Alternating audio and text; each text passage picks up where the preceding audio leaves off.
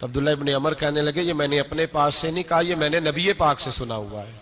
حضور سید عالم صلی اللہ علیہ وسلم بیٹھے تھے تو حضور نے فرمایا شراب یہ نشہ یہ برائیوں کی ماں ہے۔ اور پھر حضور نے ایک مثال بیان فرمائی، نبی رحمت علیہ السلام نے فرمایا بنی اسرائیل کا ایک واقعہ ہے، ایک خوبصورت جوان تھا تو ایک عورت کا دل آ گیا اس پر۔ یہ یاد رکھ لیں، ہم لڑکوں کو منع کرتے رہتے ہیں لیکن ہمیں گھر کی بچیوں پر بھی توجہ دینی ہوگی، ہمیں ان کے فون پر بھی نگرانی کرنی ہوگی، ہمیں وہاں بھی غور کرنا ہوگا، اس لیے کہ اگر کوئی بچی گنجائش نہ دے تو میرا خیال ہے کہ لڑکا جرت کرنے کی طاقت نہیں رکھتا۔ تو وہاں بھی ان کی اماں سے کہے کہ پابندی لگائے، بچی کسی کا موبائل لے کر کے کہیں اس کو استعمال تو نہیں کر رہی، اس پودے پر بھی توجہ دے، درخت بننے سے پہلے اس کی بھی نگرانی کریں، یہ بھی بڑا ضروری کام ہے۔ عورت کا دل آ گیا تو نبی پاک علیہ السلام فرماتے اس نے کوئی بہانہ لگایا، کسی کو کہا کہ اس نوجوان کو بلا کے لاؤ، اس کو کہو کہ ہم نے کوئی گواہی لینی ہے تجھ سے۔ وہ نوجوان آیا، ایک کمرے میں داخل ہوا تو اگلے کمرے میں لے گئے، وہاں داخل ہوا تو اس سے اگلے کمرے میں لے گئی، وہ داخل ہوا تو اسی طرح 7 مکفل کمروں میں لے گئی۔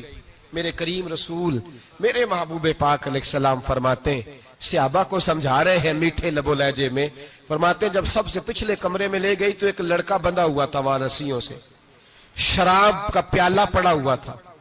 اور بی بی کہنے لگی کوئی گواہی شواہی نہیں لینی، تجھے اس لیے بلایا ہے کہ تیرے اوپر دل آ گیا ہے، اب میرے ساتھ منہ کالا کر۔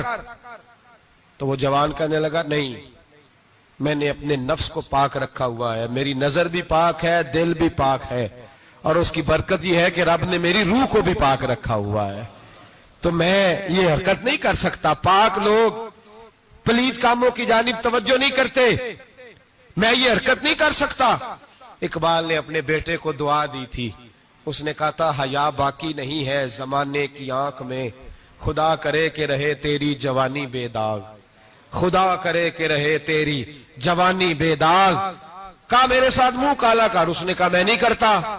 کہنے لگی چل پھر اس کو قتل کر، اس کو میں نے باندھا ہوا۔ اس نے کہا میں قتل کیوں کروں، میری کیا دشمنی ہے؟ کہا پھر شراب پیو، کہا میں شراب بھی نہیں پیتا۔ تو کہنے لگی اب تو میں نے تجھے اپنے چنگل میں پھانس لیا ہے، اب تو یہاں سے بچ کے جا نہیں سکتا، اور اگر تو باہر جائے گا تو میں شور کروں گی، لوگ جمع کروں گی، اس نے میری عزت آبرو پہ ہاتھ ڈالا ہے، تو بچ تو نہیں سکتا، ایک کام تو کرنا پڑے گا۔ محبوب فرماتے ہیں اس نوجوان نے سوچا کہ زنا بھی بہت بڑا جرم ہے، قتل بھی بہت بڑا گناہ ہے، چلو اب مجبوری ہے تو شراب پی لیتا ہوں۔ لیکن وہ سمجھا نہ کہ شراب تو بنیاد ہے، اس نے ایک پیالہ جو پیا کہنے لگا ایک اور دے دو، دوسرا پیا تو کہنے لگا ایک اور دے دو، اب 3 پیالے 3 بوتلیں شراب جو پی چکا تو خماری چڑھ گئی۔